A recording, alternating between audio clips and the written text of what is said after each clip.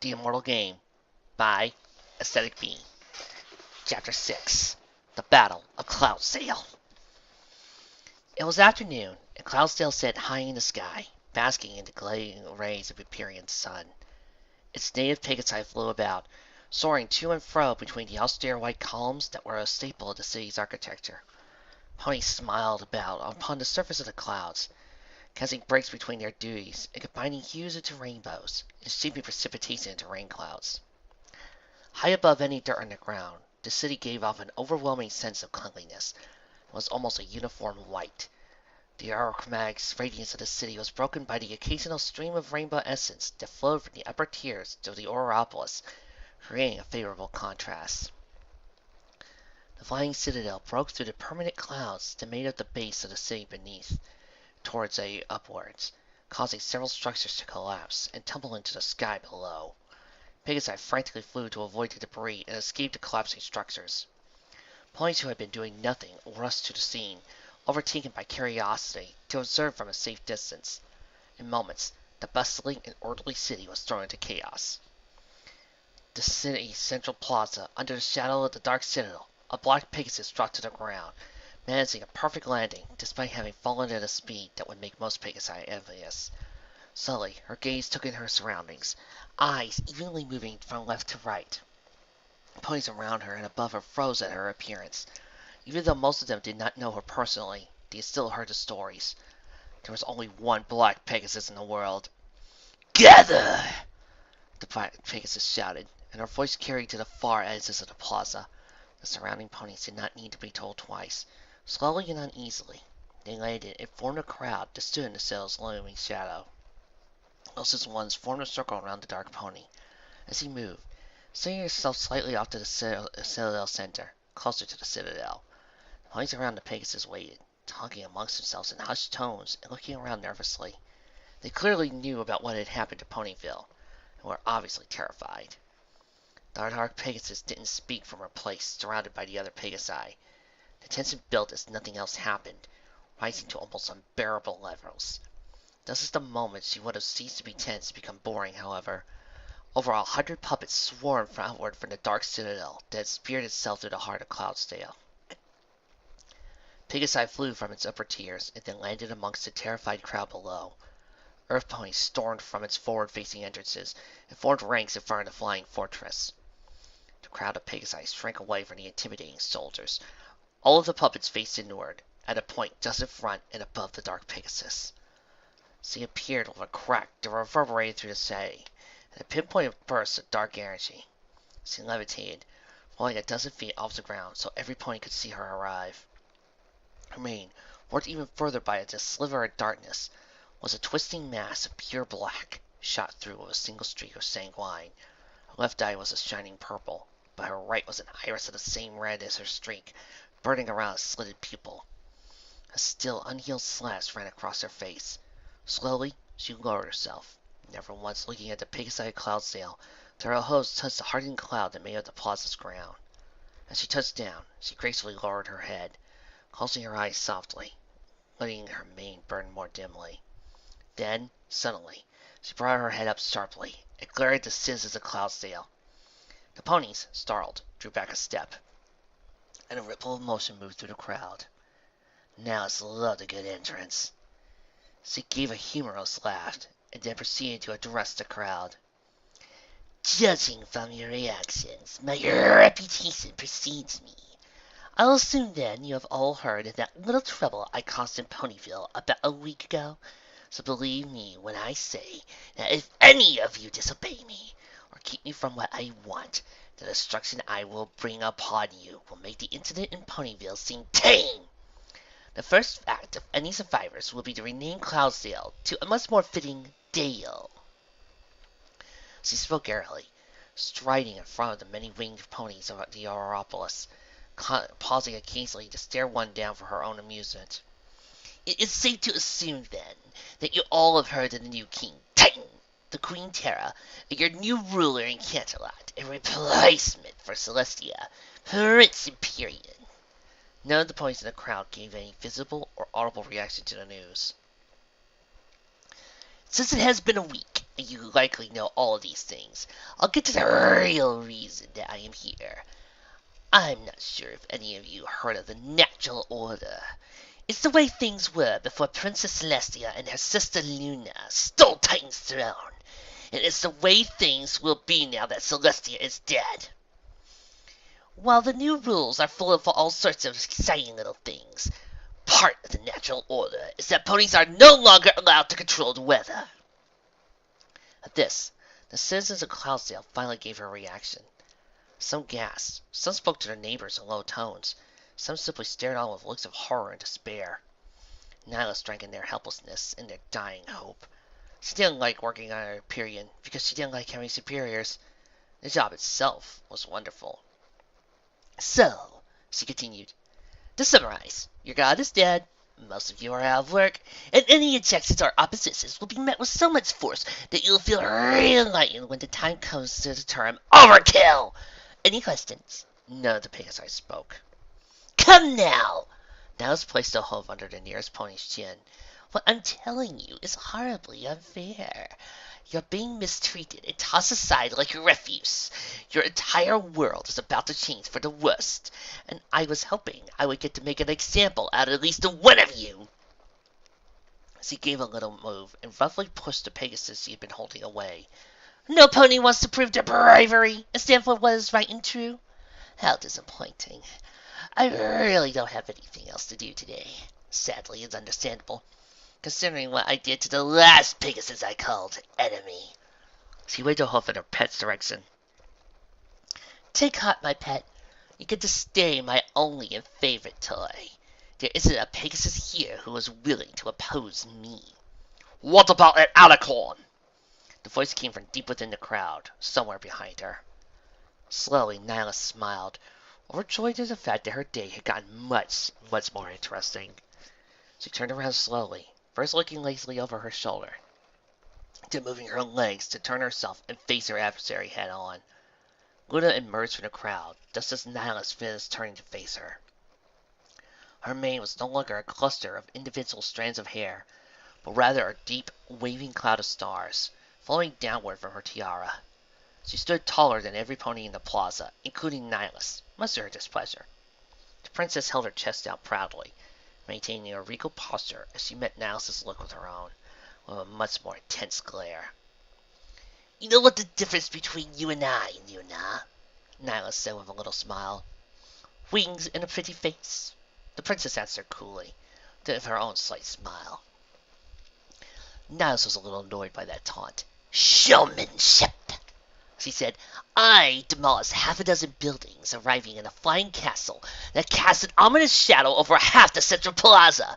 You only arrive after I give you a perfect entrance cue, and then you just trot on up as though I'm a casual acquaintance. It's insulting, really! The sun went out. It was as though some pony had slowly slid a shutter over Empyrean's blazing spear. Suddenly, it wasn't daylight out anymore, but rather closer in appearance to night. With this though the sun, unable to shine directly at them, cast its light sideways, forming a bright white ring around the central black disk. Cloudsdale was plunged into an eerie demi-night. Go on again, Luna said loudly, about casting an ominous shadow. Nihilus magically sent a pulse of intention to her minions. They were here. They had to be. She turned to her pet as her puppets took to the sky and galloped across the plaza. They're here! She barked. Find them! Her pet shot into the air, joining a swarm of other black Pegasi. As she did this, Luna called to the crowd in her booming voice. Citizens of Cloudsdale, she said, take thine loved ones and find someplace safe. In the flurry of activity that followed, Nihilus and Luna once again turned to face each other. They were less than 30 feet apart. Tell us more about the infantile little flying castle our father granted thee. Luna had begun to use the majestic plural, spoken in low, venomous tones. Give orders to those wind-up soldiers that our mother lets thee play with. Attack us with the magics thou stole from our sister-star pupil. Thy name suits you, Nihilus. Without all thy little toys, thou art merely an insane monster with an ugly face. Thou art nothing. The insult stung. Twilight chose that moment to make herself heard. Luna 1, Nihilus 0. She's pretty much got you there, naughty. Shut up! Nihilus shouted suddenly, jerking her head to the side as though she could shake the voice out of her mind. Luna raised an eyebrow.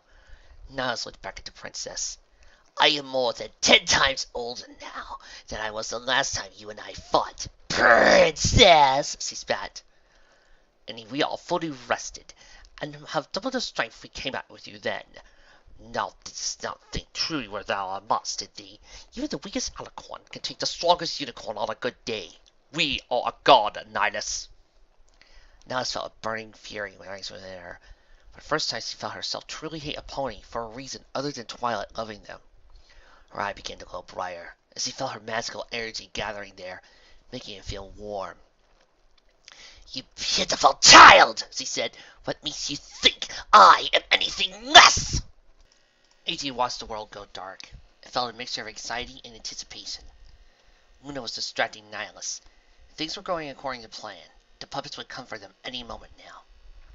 She took a breath to calm her nerves, and checked her saddlebag for the ropes Luna had brought her. She then fiddled with her Stetson, all at the false ground, waiting. She stood with Pinkie Pie in the top tiers of Cloudsdale.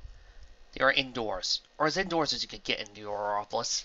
They were under a roof, supported by a row of white columns. Beyond those, the building simply dropped off several stories into the false ground below. Pegasus had no need for fences or walls to keep them from falling. Cloudsdale did not need to protect its residents from weather.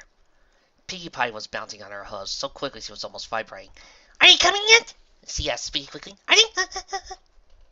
Applejack knew the futility of asking her to calm down. They're coming, all right, she said, spying several dark shapes moving towards them through the dark sky. When those puppets sets down, you try to stay close, but you keep out of the way, you hear? Pinkie Pie sprang more than 5 feet in the air. The mare could jump extraordinarily high when she wanted to, AJ knowing.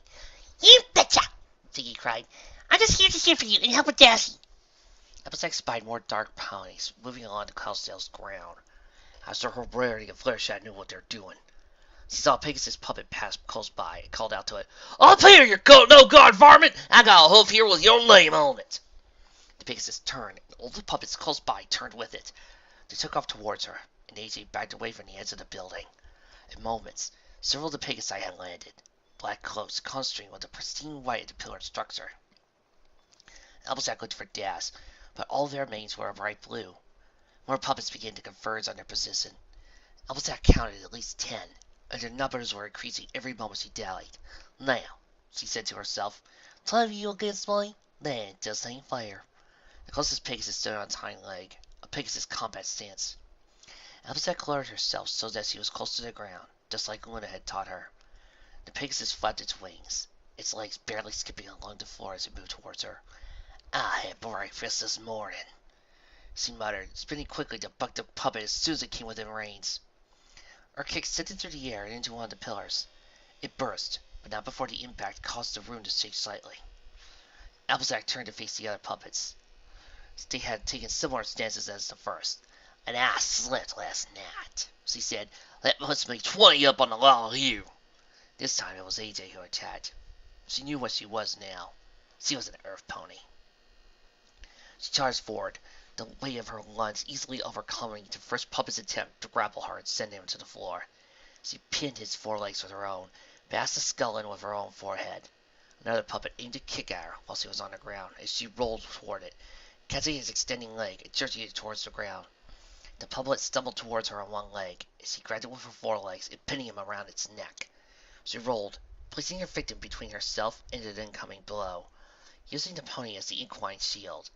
The incoming punch struck her victim, as she no longer needed the puppet, broke its neck. She then flipped onto her front, striking out with her back legs as she did so. She hit her mark, sending the puppet who had just struck its brother into the ceiling, where it burst. She came out of her kick on all 4 legs. Earth Pony. 2 Pegasi came at her from different directions. She pivoted out and lashed out again with her back legs, destroying it with another powerful kick. The second puppet, however, wrapped his forelegs around one of hers, throwing her off balance while she threw her kick and twisting onto her belly. It would have been able to keep her hold too, were it not 10 times stronger than it was. Applejack simply brought her foreleg in, and the Pegasus that held it was dragged on top of her. She rolled, placed the puppet beneath her, It punched out with her free foreleg. Her punch kicked its face in. It burst, and once again she had all 4 hooves on the ground. Earth Pony. 4 puppets came at her at once with their strange, flying, 2-legged charge. She hooked the first one in the skull, destroying it. 2 of them got a strong grip on her, bringing her to the ground. But she rolled onto her belly, wrapping her hind legs around the third's neck. She twisted, and the puppet burst, destroyed. Its 2 allies held her to the ground, however. A new puppet entered her field of vision, raising its hooves to bring her down on her face. She tensed the muscles in her neck, tapping her magic, and headbutted the puppet's legs as they descended toward her. She felt the blow against her forehead, but her bones remained intact, strengthened by the same magic that allowed her to kick solid wood and remain unharmed. The puppet's hooves shattered, and its legs broke against her face, propelled onward by the force of the stomp. Earth Pony! AJ gave an incoherent yell, pulled her hind legs toward her chest. The puppets that were holding them were dragged towards her, and their grips on her forelegs loosened. Applejack pulled her forelegs free and brought them upward, smashing the 2 puppets' heads together with her enhanced strength. The bells burst. The puppet whose hose she had shattered was standing on its hind legs just above her head. She pulled her own hind legs in even further, tightening her flank and rolling onto her shoulders. The result was that she rolled, flank over face, kicking the puppet into another pillar with her hind legs, landing on all 4 hooves, facing inward. Earth Pony! More Pegasi landed inside the structure. None of them had great manes. Applejack reasoned that Dash had found Rarity instead of them, so she kept destroying Nihilus' minions. She straightened out her Stetson, and taken a bit of damage during her fighting. Applejack had not. 2 Pegasi were proximate. She jumped onto the nearest one, riding it onto the floor as she kicked out at its ally. Its ally dodged her kick and grabbed one of her hind legs, but AJ had time to smash in the pin puppet's skull with her own. She felt the leg that the other puppet had break. Then her brain registered intense pain. Her immediate reaction was to tap the Earth Pony magic, forcefully reuniting bones. She kicked the puppet with her newly healed leg. It didn't kill it, but sent it brawling into a group of Pegasi had just landed. Applejack jumped, sailing a huge distance through the air, propelled by her incredible strength. She didn't land with the light grace of a Pegasus, but rather smashed downward, landing on a dazed puppet, crushing it to death and bringing her into the middle of another group of Nihilus minions. Before they could register her presence, she bucked another one into a back wall. She was dimly aware of Pinkie Pie cheering. Earth Pony! She rolled onto another puppet and broke its neck. Then she felt a puppet grab her from behind. She threw herself backwards, landing belly up on top of her adversary, then headbutted backwards. To her dismay, her head only struck the floor, shattering the smooth cloud marble. The puppet wrapped his forelegs around her neck, squeezing, but another backwards headbutt made contact, and she fell to the floor unharmed. 2 more came at her. She grabbed the first one around its chest, swinging so its legs struck another puppet in the face, sending it reeling. The puppet she held struggled and squirmed as she bit down on one of its wings, then tore the limb out of its socket with her teeth. She squeezed his chest with her forelegs, bringing all of her Earth's Pony strength to bear against the puppet. Its ribcage shattered, and it burst just as the other puppet regained its bearings and came at her. Applejack gave another battle cry, and jumped at the Pegasus, pinning it to the ground beneath her. She struck down with both her forelegs, crushing the Pegasus' neck. It burst. She wheeled around, searching for the next enemy. There were none. Well, Applejack, I don't think I've ever seen a pony fight like that. Although, Pinkie Pie said, bringing a hoof up to rub her chin. I haven't seen many pony fights. Well, that's it. Although that's all, Sam. Applejack was panting from exertion. You've forgotten me. Voice said from behind him. Applejack froze, and her mind instantly went to the ropes she had in her saddlebag. It hadn't been the voice of the puppets. It was the voice of Rainbow Dash. AJ turned to face the mare with Pinkie Pie. Not surprising, really, the Pegasus said. You've been doing that a lot lately. Fluttershy cringed as the glaring diamond blade soared past her and cleaved the Earth Puppy in two. It wasn't that she didn't trust Rarity to be careful. The unicorn was often the center of a whirlwind of moving tools and clothes in their shop. Rarity and Fluttershy had never been struck once. There was a difference, however, between a yard of fabric and a blade that could slice her to ribbons. What made her more uneasy, however, were the puppets. There were so many of them, more than it had attacked Ponyville. The green-maned Earth Dark ponies ran at Rarity as he tore them without much ado. You know, Rarity said as he separated her blade and pushed a storm of super sharp diamonds through several puppets. I have always just adored Cloudsdale's architecture. She warned her flight behind her and turned to face the other half of the horde. So filled with the ideas of earlier artistic periods it is. The blade snicker-snacked amongst half of the earth ponies, killing them all in seconds, as Rarity daintily stepped to the side of her results. It's always so clean, sensible beauty, considering it's thousands of feet away from any dirt. Fluttershy felt her stomach turn. She didn't like watching Rarity slaughter the mindless horde while she casually caught her in conversation. It was almost as though she were making a dress back in the boutique. She certainly didn't like this, she couldn't help. The only reason she was with Rarity was that it's simply the safest place for her to be. They were on the low ground. The Fluttershy could be easily able to fly away if Rarity were to fail. She tried not to think about that, however. I mean, certainly, Rarity continued, sending the blade into a group of puppets at neck level. The results of her swing were predictable. A number of vermin still make their way into the city. Several puppets ducked into the swing, but were killed when Rarity disassembled her blade, then jerked her shards through the air to reform in front of her. But at least they don't make much of a mess when you clean them up. Without turning around, she impaled an earth pony lunging at her from behind. Fluttershy had no way of helping her. Worse, she was actually in the way. Rarity would have far less ground to hold were the Pegasi absent. She hung her head. She felt so useless. Did you know, dear, that unicorn blades are supposed to have names? A large group of earth ponies rushed into the structure they were fighting in. Mine doesn't, of course, but I ought to think of one, don't you? Rarity eyed the incoming mass of puppets. She shattered her blade again. I remember a poem I read once, or was it a book? Oh, never mind. In any case, I was thinking. She narrowed her eyes at the oncoming horde.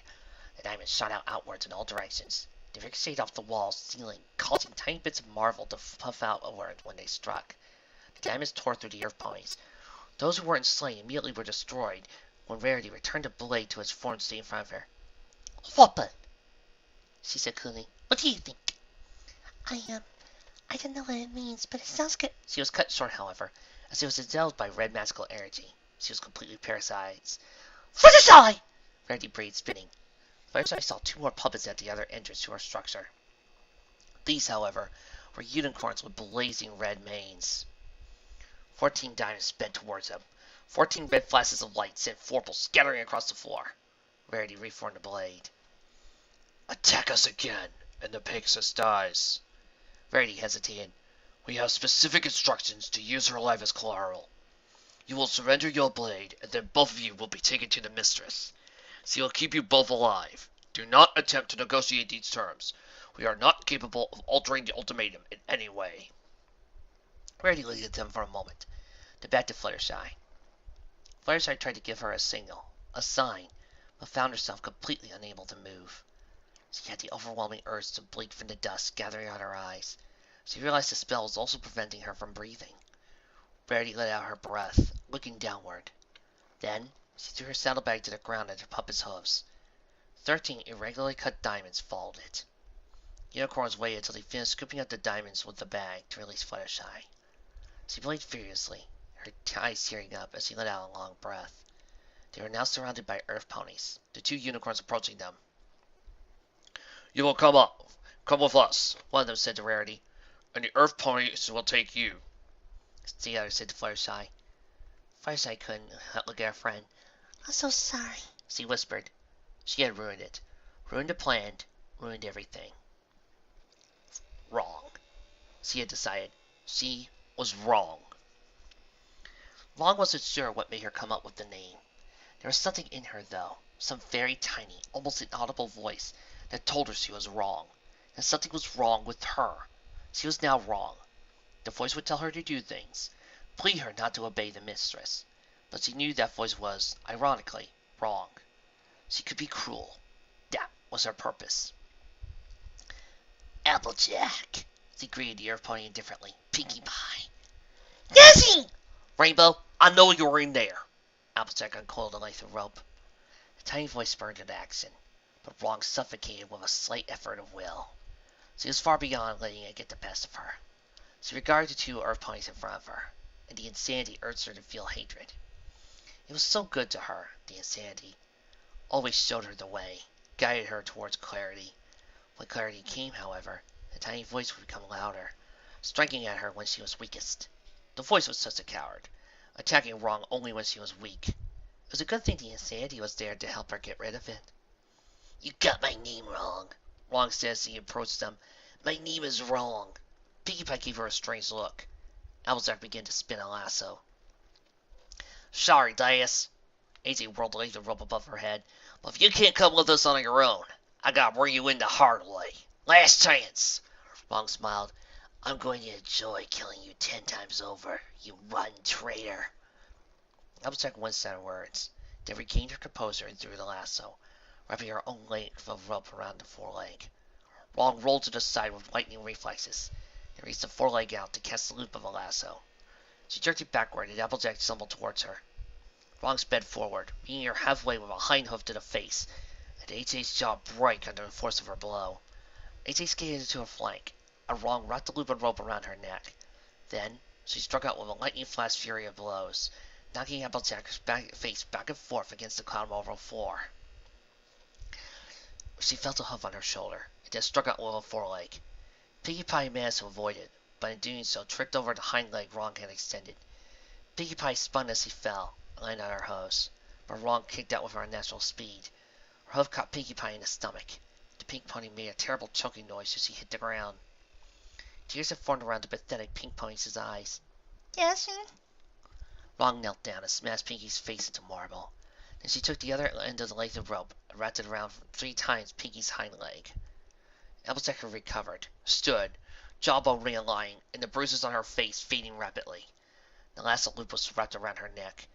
You want to fight me, Dias? All right, we'll do things the hard way. Wrong stood under her hind legs, keeping one on Pinkie's neck. Fight you? This won't be a fight. I'm going to make you suffer for what you did to her. She spread her wings and flapped once, letting the considerable force of the thrust throw her, Pinkie Pie, forward. Pinkie accelerated most of the momentum and began to slide across forward to the ends of the structure with several foot-story drop. Applejack's eyes widened. She quickly moved to help her friend. Wrong moved more quickly. She flapped her wings again, angling her motion towards the earth pony, and triple kicked Applejack in the chest. Pinkie Pie, too, dazed from her beating to stop herself, went out the edge and downward to the sea below them. Applejack got up from where she had landed on the floor. Wrong looked down at her from the stance on 2 hind legs. Their eyes met. The rope went taut. The lasso around Applejack's neck tightened to a stranglehold. The earth pony let out a choking gasp. Struggling to remain standing on the smooth floor, the muscles in her neck tightened. She drew a wheezy breath. Wrong spun herself through the air, kicking AJ across the face, and then landed and drove a hoof into her stomach. She pushed AJ's face downward as she pulled her leg back, driving another hoof into the earth pony's muzzle. Applejack fell, bloody, to the ground, when she began to slide towards the edge. She recovered and caught herself on one of the pillars, then struggled to draw in another wheezing breath. Come on, AJ. All it would take is one bite. Cut the rope. Applejack looked up with her horror. She opened her mouth wide, sucking in more air, then spoke, her voice quiet and strained. Would never. Frog crossed the room in an instant, placing her face in front of the earth ponies. Then why did you do it to her? She screamed. Applejack drew back from the Pegasus. What? She said, struggling to draw in another breath. She waited, AJ. Waited for you to come to her. Rainbow Gas would have come for you, but you couldn't be bothered. It ate her. Every second of every day she waited for you to come to the rescue, and you never came. I'm what's left, and I'm wrong. She punctuated the last sentence by slamming AJ's face into the cloud marble. Applejack raised her head slowly, blood dripping from her snout to pool beneath her. Her face was reddening from the rope. Nihilus did this to you, Dias, and you let her. She was your best friend, and now I despise you for what you did to her. Applejack looked up at her and slowly shook her head. You're not Dias. You're crazy. Her face was red from the lack of oxygen. She would pass out soon. No, Wrong screamed. I am wrong. She smashed Applejack's head downward again, then grabbed the rope around her neck and pulled it back, adding her own strength to Pinkie Pie's weight. She placed the hind leg at the back of Applejack's head, bending it forward into the rope. Your pony tried to talk, but only managed a raspy cough, sputtered into the pool of blood. It wasn't long until Applejack passed out. The rope was still taut with Pinky's weight. Rung sat holding the rope, wondering what to do. The tiny voice was pleading with her, but she couldn't hear what it was saying through the insanity. You will be cruel to others. She kept choking Applejack, long past the point where a normal Earth pony would die. She reckoned that AJ's Earth pony magic might be enough to keep her alive. She then unknitted the rope, still heavy with Pinkie Pie's weight. She let it go. Vaughn picked up Applejack's limp form and flew away, handing it to some Pegasus puppets he found in midair. She did not look down. She felt indifferent somehow, as though something inside her changed. The insanity barely present, but the tiny voice had nothing to say. She would have been happy for his absence, but she instead only felt wrong. Luna attacked first.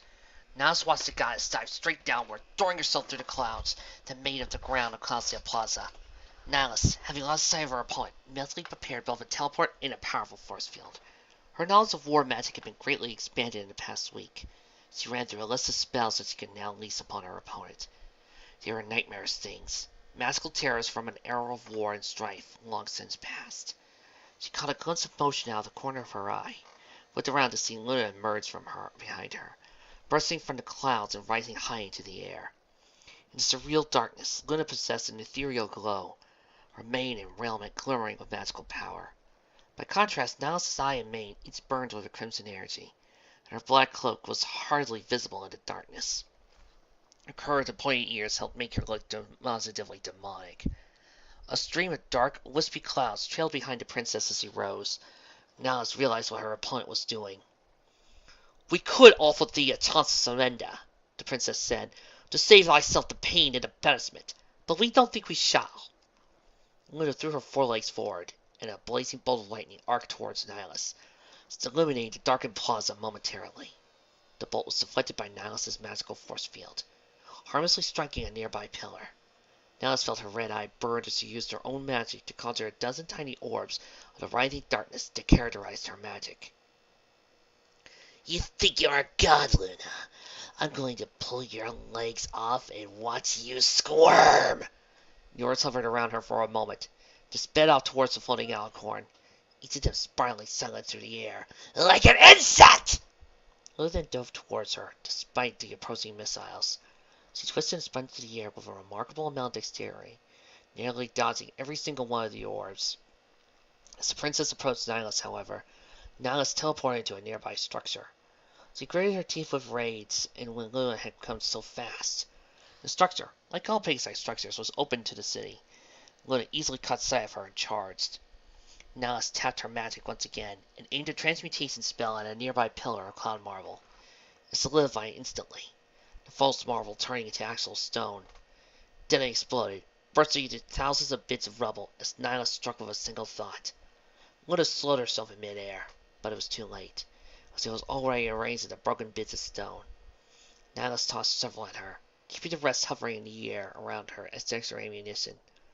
As expected, Luna flipped over in midair, the stones passing just under her wings. The princess flapped her wings several times, and the clouds around her became incorporeal, swirling upward and concealing the princess from view.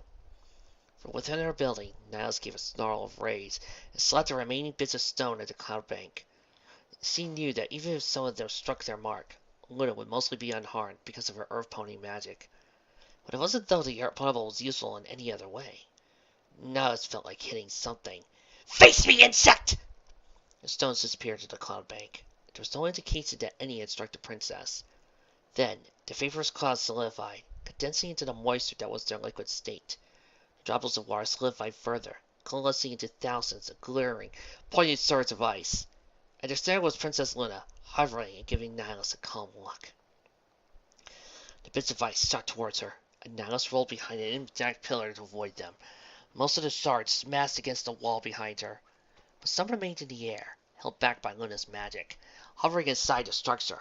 The princess followed the shards in moments, walking into the building and landing vertically on the wall opposite Nihilus. As he dropped down and moved closer, Nihilus smiled. Her smile widened to a grin as she cut through the air with her horn, waving it from left to right. She felt her eye grow harder and glow brighter as she poured power into her spell. A wall of unnaturally crimson and fluid flames spread from one side of the structure to the other. The remaining shards of ice vaporized. Luna cried out and recoiled as hellfire seared her flesh. Nihilus, however, was unharmed by the molten flames. Luna backed against the wall and threw several silvery bolts of magic at her. Nihilus burned them out mid-flight with her own dark energy, then countered with another terrible war spell. Conjured massive, writhing, dark sheens was violently thrown against through the wall of fire at the princess. Luna turned to face the back wall, flapping her wings upward, with the upward force of her flight. She placed her hind legs on the vertical surface and ran up the wall, narrowly avoiding the infernal shackles. Then she pushed herself off the wall, catapulting her weight over the molten barrier and landed not 10 feet from the dark unicorn. Nihilus called forth more of her magical power, while Luna was in the air, feeling her warped eye grow hotter. As the princess landed, Nihilus screamed, and an unnatural screeching wail tore through the air around her, causing the cloud marble to splinter and crack. Luna tightened and winced under the unbearable sound of the war spell. Nihilus took the opening, tapped her power again, conscious of the fact that the princess was steps away from killing her. Her spell was channeled through her gaze. As he fixed her glare on Princess Luna, immediately the princess began to wither, life forms shrinking, wrinkling, becoming fragile. Luna did not let Nihilus gain the upper hand so easily, however. She raised her head and met Nihilus's eyes with an equally forceful stare. Nihilus watched in dismay as the effects of her flesh fade spell reversed. Luna's form filled out once more. "Thou hast learned some new tricks!" the princess hissed. "Are you not entertained, princess?" Nihilus focused, forcing her magical energy into a single point. Her eye flashed. A crimson beam of pure energy shot forth to impale the princess with the unicorn's dark power. Luna's horn glowed, and a translucent barrier in front of the goddess. Nihilus knew exactly what the spell the princess was using, and cast her own reflective wall as the beam rebounded towards its mistress. She kept the beam steady, forcing more and more energy to bounce between the two duelists. The red light between them became blinding, and Nihilus could barely make out Luna's expression of surprise as the princess realized what was happening. Nihilus teleported out of the structure. The princess was not so fortunate. Nihilus came out of her translocation spell, not anywhere in the plaza, but directly above the pillared building they had just occupied, over 100 feet above the ground. She held herself aloft with her own telekinesis. The structure exploded, a burning cloud of unnatural crimson energy flowing crown marble outward and demolishing everything around it. A ring of flames from her hellfire spell engulfed everything just outside the blast radius. She gave a gleeful shriek as she watched the destruction, then pieced together another war spell in her mind. Using her incredible telekinesis, she summoned a massive wave of dark energy, then propelled it downward into the ruins where the princess supposedly lay. As the spell descended, she made out the tiny form of Luna below her. The princess, unable to avoid the dark blast with her wings in time, simply threw her own wave of telekinetic force at herself, throwing herself to the side violently to avoid the much greater danger. Nihilus' spell impacted the ruined structure, impressing a crater into the structure's already annihilated foundation. Nihilus did not let up on the princess. She threw herself through space again, then out in front of the injured alicorn, then cast another set of infernal shackles at the princess as she rolled out of her self-inflicted throw. The chains struck, wrapping themselves around the alicorn and tightening. Luna's horn flashed, however. The dark shackles shattered, their pieces spinning towards her.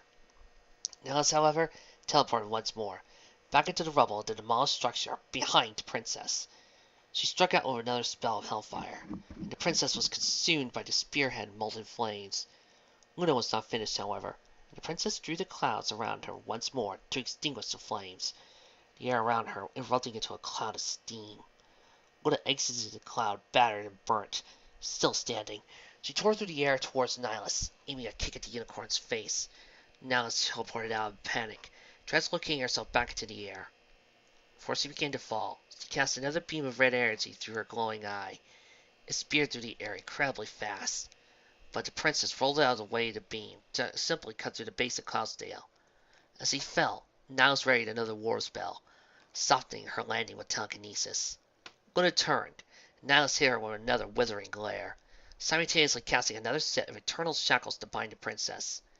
Luna's muscles withered, but she shook the spell off once more. Her pony magic was near its end from all the harm she had sustained. However, it took her too long to counteract the flesh fade. The chains had galled her once again. The princess's horn had flashed, but Nihilus channeled more power into the infernal shackles, keeping the princess bound.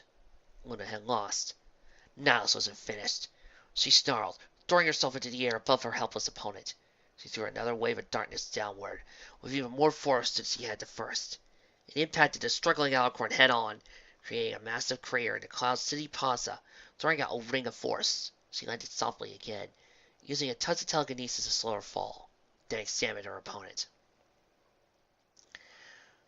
Luna was not conscious. She still drew breath.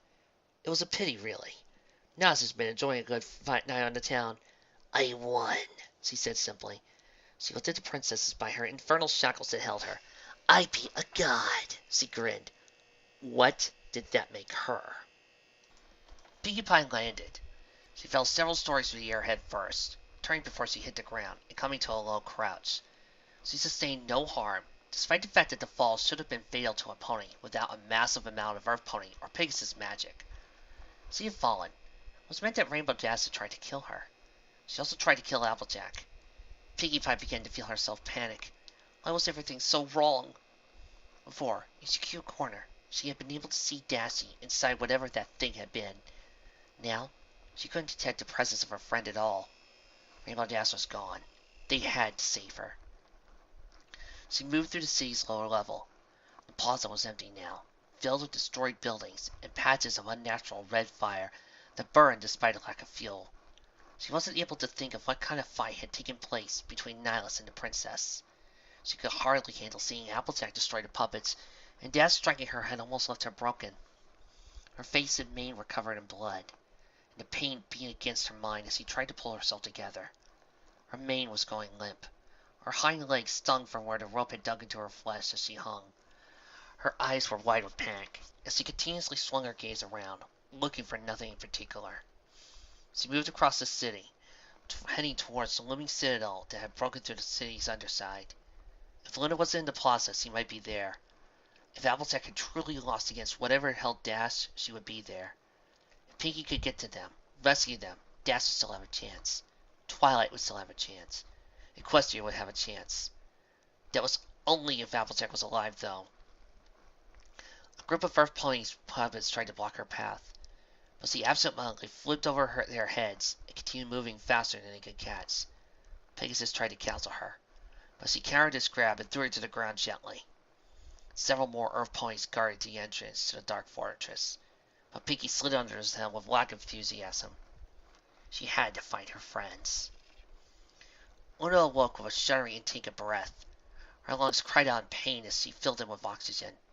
Her entire body ached all over, and she barely managed to open her eyes. She had lost. The thought hurt more than all of her body pain combined. Applejack took far less time to recover from near death, a familiar voice mused. I wonder if I simply caused you more harm. Or if Applejack is just a much stronger Earth Pony than you. Luna looked up through the bars of a cage to see she was in a large circular room. She realized they were in a flying citadel, likely the top level judging by the size of the room. She looked back and forth to see Rarity and Applejack occupying similar cages beside her. Now stood atop the raised platform in the center of the room, flanked by two unicorn puppets. She was wearing Applejack's hat.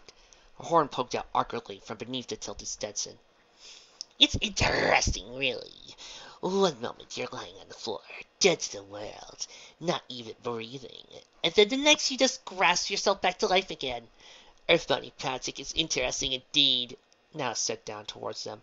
The metal of the bars has been enchanted.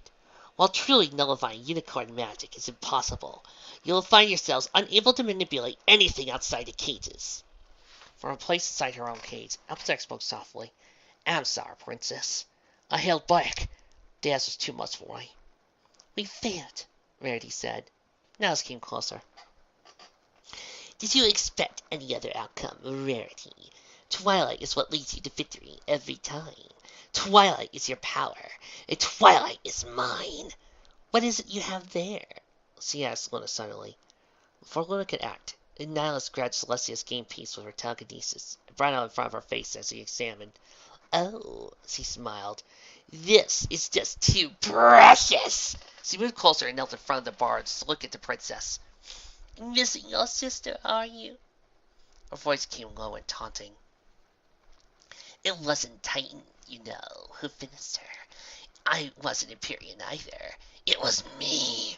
She levitated the figurine out in front of her, and the air around them began to grow hard. As the metal began to melt, she continued, I beat her down to her component parts, her different pieces of magic, so we could give that power to Titan's little whelp. A puddle of molten metal now sat in the air between them. The process was much messier than this, mind. Luna turned away sharply as the metal flicked towards her. Droplets of superheated metal burned her face, and the result was far less useful. Luna was not going to let the monster child Nihilus get the best of her. Thou thinkest, she said slowly. Luna was not going to let this monster child Nihilus get the best of her. Thou thinkest, she said slowly, that thou knowest the pain thou inflict upon others. She met Nihilus's deformed eyes. I served Queen Terra for decades, parasite. Her favorite pastime is torture. Twilight's friends are here to rescue her, not harm thee. If I get a hold of thee, however... Nihilus's eyes narrowed. The red one began to glow. Why, you little... Her head snapped to the side suddenly. She closed her purple eye. Oh, come now, she said quickly. I'm allowed to have fun. She gave her exasperated sigh. Fine. See, from her place inside the case, Applejack looked up. Twilight? She asked. Applejack! Nihilus barked. Look at me! She approached the Earth Pony's cell. Tell Twilight everything is going to be alright. Tell her that you're going to get her out of this. Tell her that you believe you're going to still win! At this, Applejack straightened and looked at Nihilus in the eye defiantly. We are still going to win, Twilight. You hear me? This ain't over. I don't know what's like for you, spending all your time with her, but we're going to get you out. I swear it. Nihilus teleported back to the center of the room, spinning around and laughing. Oh, too easy, she crowed. She turned, hovering in the air beside her was a golden necklace. At the center of which was a black apple. Oh, Applejack, she said, lies did not become you. I wasn't. The element of honesty disagrees, she said as Applejack looked on in confusion. Rarity! She teleported to bring herself in front of Rarity's case. It will be difficult to get you to commit an act of selfish greed, I think. So I'll have to simply seize control of your mind. Hold still, please. This takes a bit of effort, or I would have done it to Applejack, too. Just then, the gray-maned, black-coated form of Rainbow Dash sped into the room by way of open balconies. She landed facing Nihilus, then gave a low bow. Troubled mistress! A look of irritation flashed across the unicorn's face. Her horn glowed. Luna was soon wrapped up in black, biting chains. She turned to unicorn puppets still standing on the raised platform. If they attempt to escape, she said, kill her. The puppets nodded. Now let's teleport to one of the outdoor balconies. Rainbow Dash moved through the air quickly to her side. They spoke for a short time. Dash took off as Nihilus appeared at a burst of her dark magic. The room was silent for a time. Then Luna spoke to her from her position, pinned to the wall by chains. Applejack, she said, thou can breakest the balls. Thou hast the strength. No, Luna, Applejack responded firmly. Applejack, please. My part here is done. Even if we win, I know nothing about ruling a kingdom. The royal pony sisters died with Celestia. How can you say that, princess? Rarity asked. If they don't kill me now, Nihilus is going to eat me. Let me die doing something useful for once. Rather than making Nihilus even stronger, let me give you the chance to do what I couldn't. Applejack was silent for a time. The puppets ahead of Luna watched her with blank faces. Rarity wouldn't open her eyes. Finally, the Earth Pony spoke. I see why Celestia wanted you to meet Twilight, Princess. You got a lot to learn about friendship. Fluttershy was led across the broken center of Cloudsdale sometime after the unicorns took Rarity away. Their progress was slow, and Fluttershy did not resist. She let them gently prod her along. The puppets guarding her were Pegasi, so she couldn't fly away. They'd be so much faster than her. They entered the fortress. She needed to rescue Rarity, but she couldn't do anything. She only had 2 guards, but even if she could somehow get past them, she had no idea where Rarity was being kept, or how enemies were between her and Fluttershy. She had to try, though. She just couldn't give up. She remembered how she used to stare at the first puppet she saw, how it dissipated. She stopped moving. The Pegasus in front of her turned to prod her again. Her eyes met the stare. It was as though it was empty inside. There was no mind or will for Fluttershy to influence, so the stare simply passed through it, obliterating the little function that the puppet's mind had. Pegasus passed. Fluttershy turned simply to face the Pegasus behind her. It too met her eyes. She hated it. Hated how it just died. She reminded herself it wasn't really real, but her unease persisted. She moved through the citadel, encountering no puppets on the lower level. She found a room with stairs leading upward and outside. She spread her wings, preparing to fly around the other edge of the fortress to find her friend. The air next to her suddenly grew dark, and a black pony who she could only assume was Nihilus appeared next to her. Stop, she said simply. Fluttershy froze, terrified. Isn't that interesting? Nihilus mused, stepping in front of Fluttershy regarding the Pegasus. I don't need magic to subdue you at all. How pathetic. Twilight, if you're in there... Ugh! Why do you all keep trying to talk to her?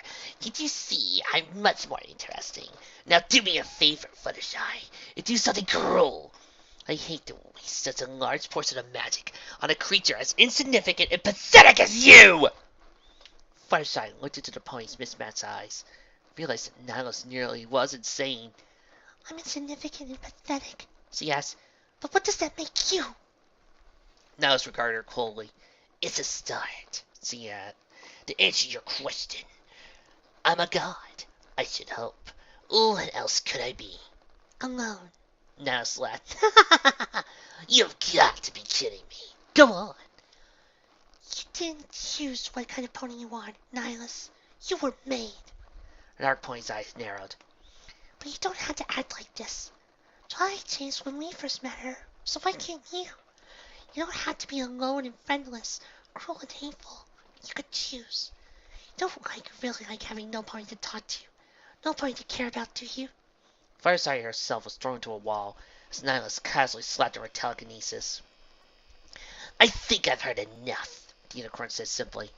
She coughed and kept going. We came here to save Twilight and Rainbow Dash. Who would come for you, Nihilus? Even if you beat us, you'll be hated forever. You could be good. Nihilus snorted. Good. After all this, you think any part of me is capable of good? You think that any part of me would ever want to do what you call good? Twilight could do evil. Every pony has a choice, Nihilus. What have you chosen to do so far? Nihilus closed her purple eye, then looked away from Fluttershy. My name, She said, her voice filled with cold rage. I've chosen my name. I don't believe for a second that I am redeemable, Fluttershy. You love Twilight too much to let me go. I mean it. I swear. I'll pick you, but I swear. Nihilus turned away from her fully. No need, She said simply. She turned her back around, and in front of her was a golden necklace set with a butterfly-shaped gem. Her horn darkened, and the gem at the center of the necklace turned black. Nihilus closed her eyes, and a pain expression came across her face. You just lost the element of kindness, Fluttershy, she said. Do you know what that means? She turned around, and the expression was one of fury. That means everything you just said was a lie. You know you've lost, so you're trying to hurt me in the only way you know how. Cruelty! Fluttershy, it means you're being cruel, and of all the ponies in the world, you chose to be cruel to me. Another telekinetic push slammed Fluttershy against the wall. Well, I don't want your friendship! I don't need any other pony. I'm more powerful than all of your friends combined! First I was confused. She hadn't been dishonest. She really didn't want any pony to die so Twilight could live. Nihilus, however, was not going to change. And this is what you do with it? Fluttershy said weakly. No pony deserves power as little as you do, Nihilus. You should be helpless here, not me. From the top of the steps, a black Pegasus with a gray mane descended to stand beside the unicorn. It took Fluttershy some moments to recognize Rainbow Dash. Suddenly, Nihilus stuck her head to the side once more and closed her purple eye. Shut up, you! She shouted to no pony in particular. She continued yelling at herself. You heard what she said. I have your spell already. I don't need you anymore. You really think bleeding is going to get me to change my mind? You are just as pathetic as they are. Nihilus turned back to Fluttershy. You haven't liked me, Fluttershy. I realize now that the 5 of you will never stop trying to rescue Twilight Sparkle. You'll never stop trying to kill me. I simply cannot allow you to live. She looked over to Rainbow Dash. Kill her, she said simply. Vanished in a burst of darkness. Rainbow Dash, you... Dash crossed the room faster than Fluttershy would have thought possible. Kicked her in the chest. Went knocked down from her. Fluttershy fell to the ground. Dash straddled her form and struck out with a flurry of blows, hitting Fluttershy several times in the face. Fluttershy's mouth filled with blood. She spat the blood out. Dash. She felt another hoof make contact with her face. Her head bounced off the stone floor, dazing her. She felt the leg pressed down on her windpipe. She couldn't draw a breath. She looked around, searching for something, anything she could use to save herself. There was nothing. She flailed her hind legs, but they struck nothing.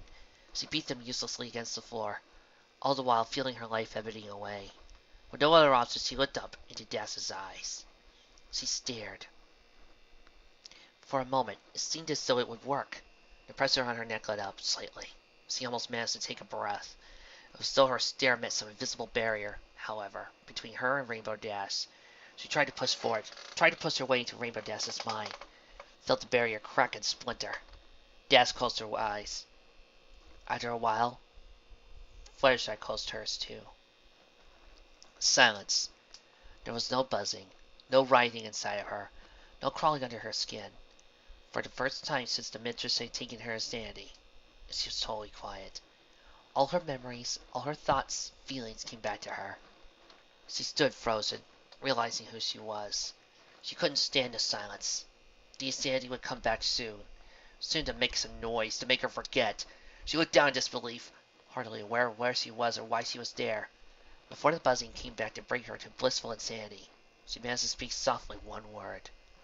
Her voice was quiet, but she could hear it easily through the total silence that permeated the room. Fluttershy?